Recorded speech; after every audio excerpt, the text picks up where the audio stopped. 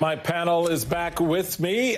So Jackie, I want to start with you on a comment that was made this morning by Brian Deese, who is the director of National Economic Council, on Fox discussing inflation.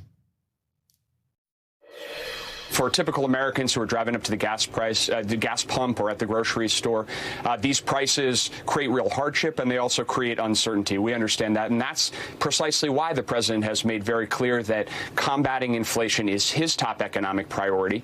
And what people should know is that we can do this. We know how to do this. First, we need to give the Federal Reserve the independence to do what it does. It has the tools to combat inflation. Second, we need to reduce costs and make things more affordable for families during this period.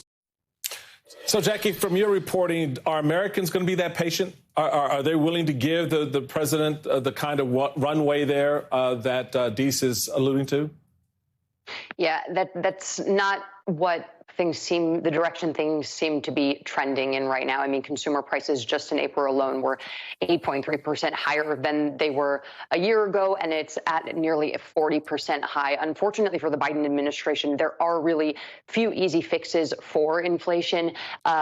Obviously, Brian Deese says this is a priority for the administration and they want to leave it to the Fed. But actually, the inflationary drivers that we've seen most recently have defied the Federal Reserve forecasts that have said that there's going to be an imminent improvement.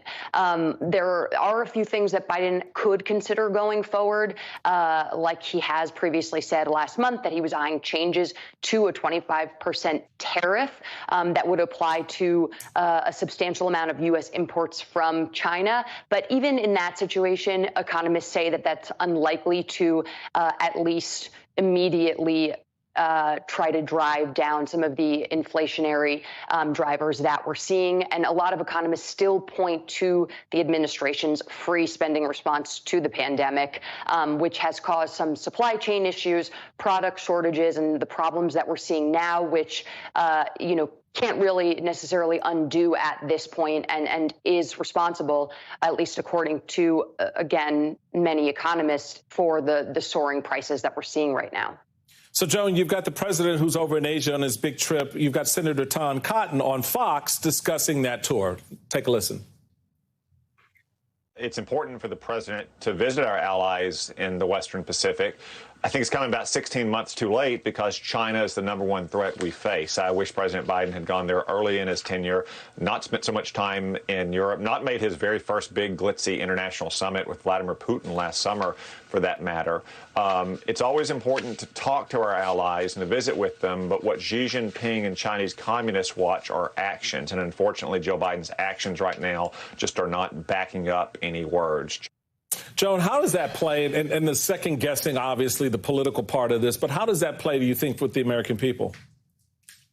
I don't think it plays at all, honestly, Michael. I don't think the American people really care about what Tom Cotton is saying. He is a small person. He is a tiny person. He is not standing up for the American people when he can. He is just standing up to bash Joe Biden. So, I'm not saying Biden has done everything right. He certainly hasn't.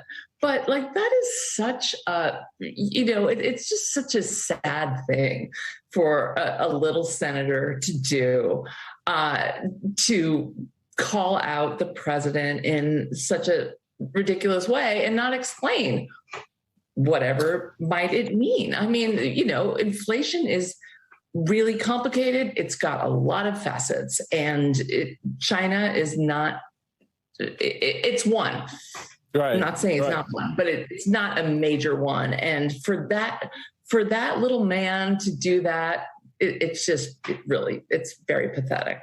So, sure, Michael, in the little bit of time we've got left, I want to draw your attention to a Washington Post Ipsos poll that said 75% of Black Americans are worried that they or someone they love will be attacked because of their race. How real is that, in your view? I mean, I think it's very real for a lot of Black people who saw what just happened in Buffalo, New York, Chairman Steele. And something that I've always wondered is why haven't we addressed racism and domestic terrorism as it pertains to white supremacy with the same level of attention and focus that we have focused for the past 25, 30 years now on radical Islamism, domestically and abroad. We have not. And so I would like to see the resources. I would like to see both political parties, if at all possible, to focus on this. I would like to see the FBI director has asked for more resources to be able to hire more agents to look at online behavior and look at some of these chat sites and look at some of these websites to see what these individuals are saying. I think we really sort of need a war against white supremacy the way we had a war on terrorism. And I think that is a beginning point to be able to target some of these things. But I think the anxiety is real for many Black people looking at police brutality, again, looking at Buffalo, to wonder, could this happen to me where I am, considering the racial animus in the country right now? So I think those concerns are real and we need to address them. All right. Well, thank you all. Thank you, Jackie Alamany, Sir Michael Singleton, and Joan Walsh for being a part of the panel. And we'll be right back.